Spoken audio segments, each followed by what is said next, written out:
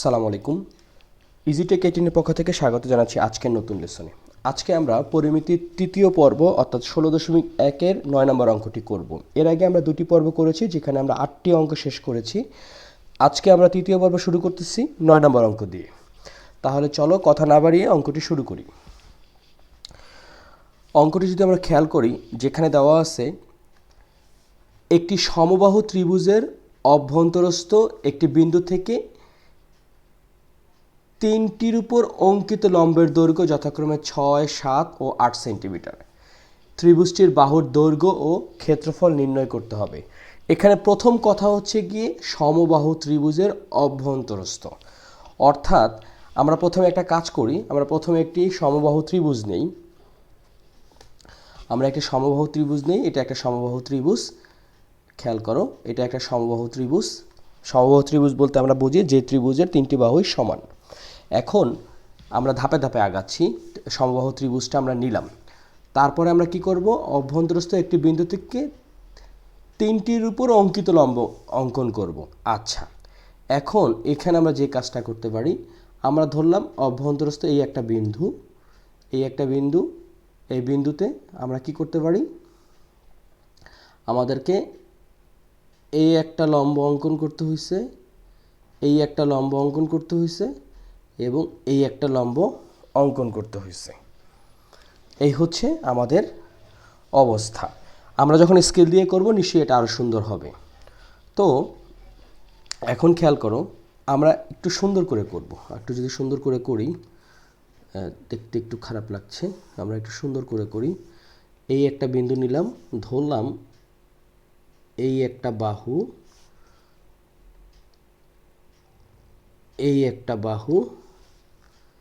এবং এই একটা বাহু। এখন খেয়াল করো, আমাদের মূল ব্যাপারটা কি? মূল ব্যাপারটা হচ্ছে এখানে দেওয়া আছে 6 সেন্টিমিটার, 7 সেন্টিমিটার এবং 8 সেন্টিমিটার।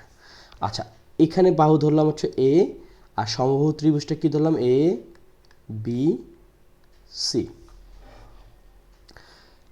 এখন এবিসি ত্রিভুজ বা এবিসি সমবাহু ত্রিভুজের অভ্যন্তরস্থ একটি বিন্দু হচ্ছে ও। এই ও বিন্দুতে তিন দিকে তিনটা কি হয়েছে, লম্ব অঙ্কিত হয়েছে।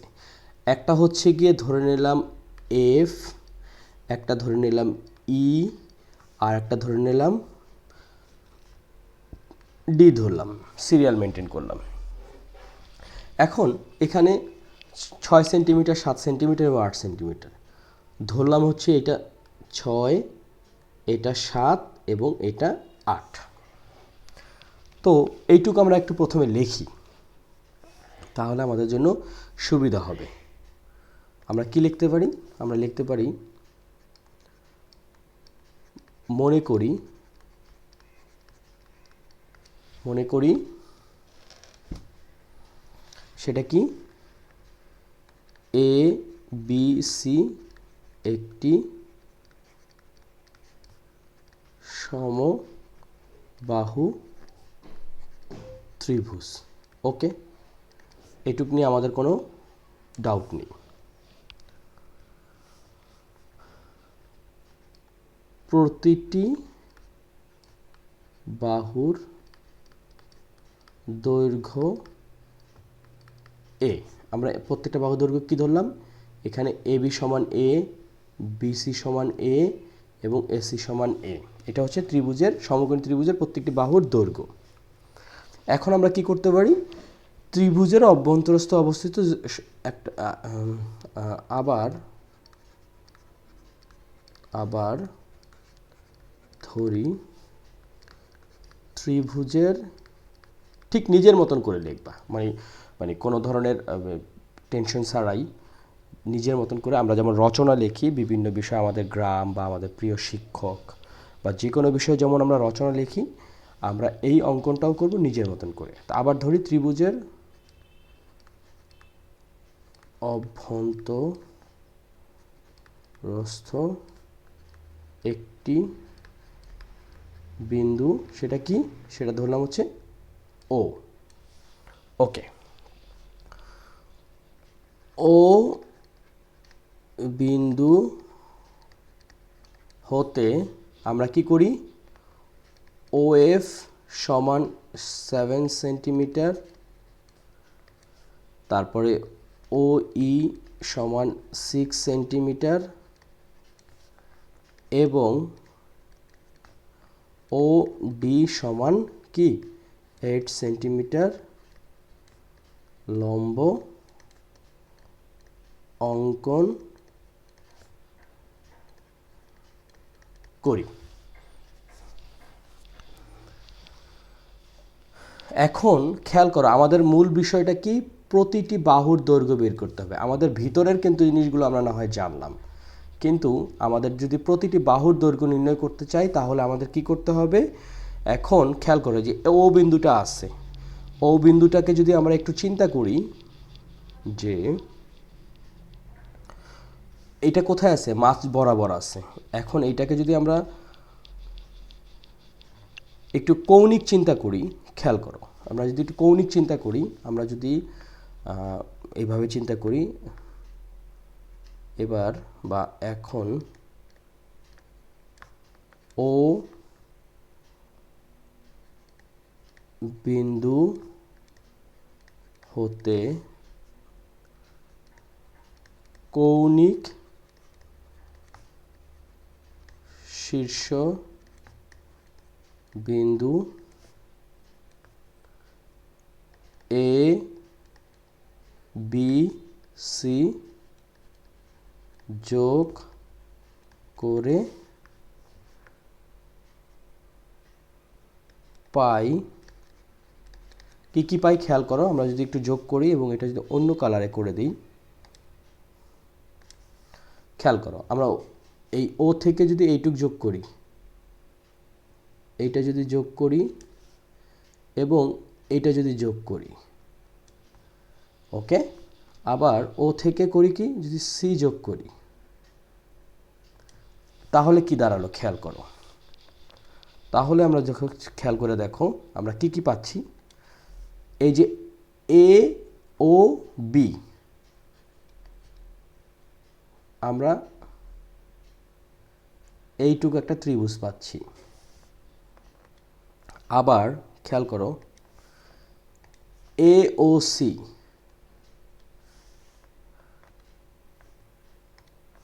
আমরা এ ও সি তার মানে কি এইটুকু একটা ত্রিভুজ পাচ্ছি। এবং শেষে আমরা যদি খেয়াল করি তাহলে আমরা এই যে বিওসি এই তিনটা ত্রিভুজ পাচ্ছি। তাহলে আমরা যদি লিখি যে পাই ত্রিভুজ এ ও বি, ত্রিভুজ এ ও সি, ত্রিভুজ তারপর কি বি ও সি, এই তিনটা ত্রিভুজ আমরা পাচ্ছি। এখন আমরা যদি একটা জিনিস চিন্তা করে দেখি, এই ত্রিভুজগুলোর যদি ক্ষেত্রফল আমরা বের করি তাহলে কি দাঁড়াচ্ছে। এখন ওকে, তিনটা ত্রিভুজ আমরা পেলাম, তিনটা ত্রিভুজের আমরা ক্ষেত্রফল নির্ণয় করব। ত্রিভুজ এ ও বি এর ক্ষেত্রফল সেটা কি দাঁড়াচ্ছে, ত্রিভুজের ক্ষেত্রফল আমরা জানি হাফ গুণ ভূমি গুণ উচ্চতা। ওকে, এখন হাফ তো হাফ আসেই, গুণ ভূমি, এই যে এ ও বি ত্রিভুজের উচ্চতা কিন্তু দেখো খেয়াল করো এখানে কি আছে, এটার ভূমিটা কি, এটার ভূমি হচ্ছে এ বি গুণ উচ্চতাটা কি, উচ্চতাটা হচ্ছে গিয়ে এই যে ও এফ, তাহলে হাফ গুণ এবি কি, এবি তো প্রথমেই আমরা দেখছি যে ত্রিভুজের প্রত্যেকটি বাহুর দৈর্ঘ্য হচ্ছে গিয়ে কি এ, তার মানে এখানে এবি হচ্ছে ভূমি যেটা হচ্ছে এ গুণ ওএফ হচ্ছে 7। ওকে, তাহলে আমরা এখানে ফাইনালি কি পেলাম, 7a ডিভাইডেড টু বর্গ সেন্টিমিটার। এইটুকু আমরা পেলাম। এখন আমরা যে কাজটা করতে পারি, একটা ত্রিভুজের ক্ষেত্রফল পেলাম, এখন আমরা করব কি আরেকটা ত্রিভুজের ক্ষেত্রফল অঙ্কন করব। সেটা কি, ত্রিভুজ ধরলাম এ ও সি এর ক্ষেত্রফল, সেটা কত, আবারও হাফ গুণ ভূমি গুণ উচ্চতা। তাহলে কি দাঁড়াচ্ছে, হাফ গুণ ভূমি, এখানে ভূমিটা কি, এখানে ভূমিটা হচ্ছে গিয়ে এসি গুণ উচ্চতা কত, উচ্চতা হচ্ছে ও এ। তাহলে কি দাঁড়াচ্ছে, হাফ গুণ এসি কত, এসি হচ্ছে এ গুণ ওই হচ্ছে 6। তার মানে আমরা কি পেলাম, আমরা পেলাম হচ্ছে গিয়ে এখানে এই 2 এর সাথে 6 যদি কাটাকাটি করি তাহলে আসতেছে এখানে 3a বর্গ সেন্টিমিটার। আচ্ছা, আমরা এই পাশে একটু কাজ করি, আর একটা ত্রিভুজ বাকি থাকছে, সেটা কি, ত্রিভুজ বিওসি এর ক্ষেত্রফল সমান কি, হাফ গুণ ভূমি গুণ উচ্চতা। তাহলে হাফ, এখানে ভূমি কি, ভূমি হচ্ছে বিসি গুণ উচ্চতা হচ্ছে ও ডি। তাহলে হাফ বিসি হচ্ছে এ, ওডি হচ্ছে 8। তাহলে কত পেলাম, এটা কাটা 4, অর্থাৎ 4a। আমরা কিন্তু তিনটা জিনিস পেলাম, এখন তিনটি ক্ষেত্রফল যদি আমরা খেয়াল করি তাহলে আমরা কি কি পেলাম, আমরা পেলাম হচ্ছে, একটু যদি আমরা মার্ক করে দেখি, একটা হচ্ছে 7a/2, একটা হচ্ছে 3a, আর একটা হচ্ছে 4a। এখন আমরা যে কাজটা করতে পারি সেটা হচ্ছে গিয়ে, আমরা জানি যে এবিসি ত্রিভুজ অর্থাৎ সমবাহু ত্রিভুজের ক্ষেত্রফল এভাবে আমরা লিখি, আগে না বলে আমরা লেখার চেষ্টা করি। আবার আমরা যদি লিখি সমবাহু ত্রিভুজের ক্ষেত্রফল, ইউজুয়ালি আমরা জানি যে ত্রিভুজের ক্ষেত্রফল হচ্ছে গিয়ে হাফ ভূমি ইন্টু উচ্চতা, কিন্তু সমবাহু ত্রিভুজের ক্ষেত্রে কিন্তু সেটা নয়, সেটা হচ্ছে গিয়ে কি, সেটা হচ্ছে গিয়ে √3/4a² বর্গ সেন্টিমিটার, বা যখন যেটা প্রয়োজন সেটা। এখন খেয়াল করো, এখন আমরা যদি একটু চিন্তা করি যে এই যে আমরা যে ক্ষেত্রফলগুলো পেলাম, এই যে এই একটা ক্ষেত্রফল পেলাম, এই একটা ক্ষেত্রফল পেলাম, এই একটা ক্ষেত্রফল পেলাম, এটা কি, এটা কিন্তু ত্রিভুজের অভ্যন্তরস্থ ক্ষেত্রফলটা আমরা পেয়ে গেলাম, এই যে এটা পেয়ে গেলাম, এই তিনটার ক্ষেত্রফল আমরা কিন্তু পেয়ে গেছি। এই তিনটার ক্ষেত্রফল মানে কি, পুরো ত্রিভুজটারই ক্ষেত্রফল। তাহলে আমরা লিখতে পারি প্রশ্ন মতে আমরা কি লিখতে পারি, √3/4a² ইকুয়ালস টু হচ্ছে গিয়ে একটা পেলাম কি, 7a/2 যোগ 3a যোগ কি 4a, এই তিনটা আমরা পেলাম। এখন এটাকে যদি আমরা একটু লসাগু করি, খেয়াল করো, এটাকে যদি আমরা লসাগু করি তাহলে কি দাঁড়াচ্ছে, √3/4a², আর এখানে হচ্ছে লসাগু হচ্ছে 2, তাহলে কি দাঁড়াচ্ছে 7a প্লাস 3 দোকানে 6a আর 4 দোকানে 8a। ওকে, এখন আমরা লিখতে পারি √3/4a² ইকুয়ালস টু 6 13, 13 আর 8 হচ্ছে 21a/2। এখন আমরা যদি উভয় পক্ষকে কি করি, উভয় পক্ষকে যদি আমরা যে কাজটা করতে পারি, আমরা একটু যদি আর গুণ করে দিই তাহলে কি দাঁড়াচ্ছে, খেয়াল করো, এখানে আসতেছে √3a², আর এদিক থেকে যদি এটাকে আর গুণ করি, আর এদিকে যদি 21 আর × 4/2, তার মানে এ কে আর গুণ করে নিচে নিয়ে আসলাম আর 4 কে আর গুণ করে উপরে নিয়ে গেলাম। তাহলে কি দাঁড়াচ্ছে এখানে, এই এ কাটা, তার মানে হচ্ছে √3a। ওকে, √3a, আর এদিকে আসতেছে এটা 2, অর্থাৎ হচ্ছে 42। তাহলে আমরা কত পাচ্ছি, আমরা পাচ্ছি হচ্ছে a ইকুয়ালস টু 42 ডিভাইডেড √3। ওকে, এটাকে আমরা কি লিখতে পারি, এটাকে আমরা লিখতে পারি 24.249 প্রায়। এই ক্যালকুলেশনটা তোমরা অবশ্যই ক্যালকুলেটারে করে নিবা, কারণ ক্যালকুলেটারে ব্যবহারের প্রতি তো নিষেধাজ্ঞা নেই। তো এই অংশটুকু তোমরা ক্যালকুলেশন করতেই পারো। এখন খেয়াল করো, আমরা এ সমান 24.249 পেয়ে গেলাম, অর্থাৎ সমবাহু ত্রিভুজের কি দৈর্ঘ্যটা আমরা সমান 24.249 পেয়ে গেলাম। এত প্রায় কি সেন্টিমিটার। এখন আমাদের কি কাজ, আমাদের কাজ হচ্ছে প্রশ্ন অনুযায়ী আমরা কি পেলাম, দৈর্ঘ্য অলরেডি পেয়ে গেলাম, আমরা দৈর্ঘ্যটা পেয়ে গেলাম, এই যে বাহুর দৈর্ঘ্যটা আমরা পেয়ে গেছি। এখন আমাদেরকে বের করতে হবে ক্ষেত্রফল। যেহেতু সমবাহু ত্রিভুজের দৈর্ঘ্য আমরা জানি, সুতরাং ক্ষেত্রফল আমরা খুব সহজেই করে ফেলতে পারবো। তাহলে চলো আমরা ক্ষেত্রফলটা বের করে ফেলি।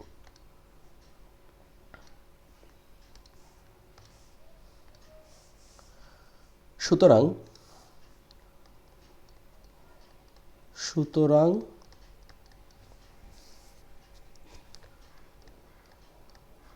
সমবাহু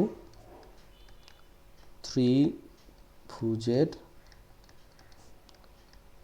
ক্ষেত্রফল, সেটা আমরা জানি কি √3 ডিভাইডেড 4a² বা √3 ডিভাইডেড 4a² মানে কি 24.249 স্কোয়ার। এটাকে আমরা কি করতে পারি, এটাকে যদি আমরা ক্যালকুলেট করি তাহলে এই ক্যালকুলেশনটাও তোমরা করে নিবা, যেটা হচ্ছে কি 254.611। এটা কি হবে, যেহেতু ক্ষেত্রফল তার মানে বর্গ সেন্টিমিটার।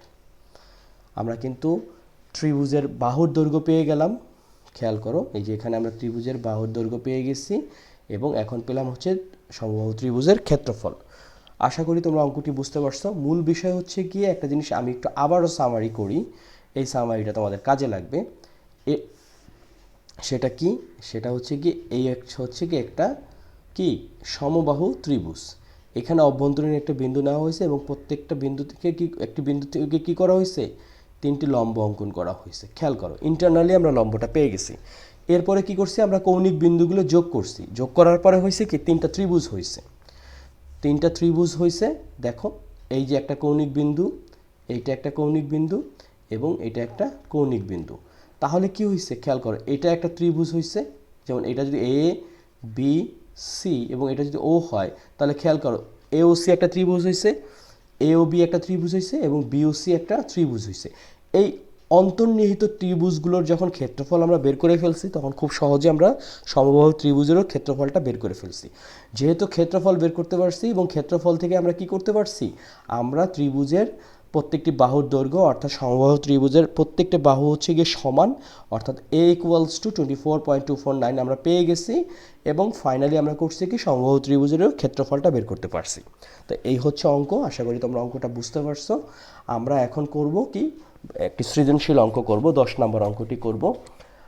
আমরা একটা কাজ করি, 10 নম্বর অঙ্কটা নিয়ে আলাদা একটা পর্ব করি, কারণ এই 9 নম্বর অঙ্কটা বেশ বড়, তোমাদের দেখতে একটু সমস্যা হতে পারে। আমার মনে হয় আমরা 9 নম্বর অঙ্কটা দিয়ে এই পর্বটা শেষ করি। চতুর্থ পর্বে গিয়ে আমরা 10 নম্বর অঙ্ক অর্থাৎ সৃজনশীল অঙ্কটি সলভ করার চেষ্টা করব। তাহলে চলো আমরা পরবর্তী পর্বে 10 নম্বর অঙ্ক অর্থাৎ সৃজনশীল অঙ্কটি দেখি।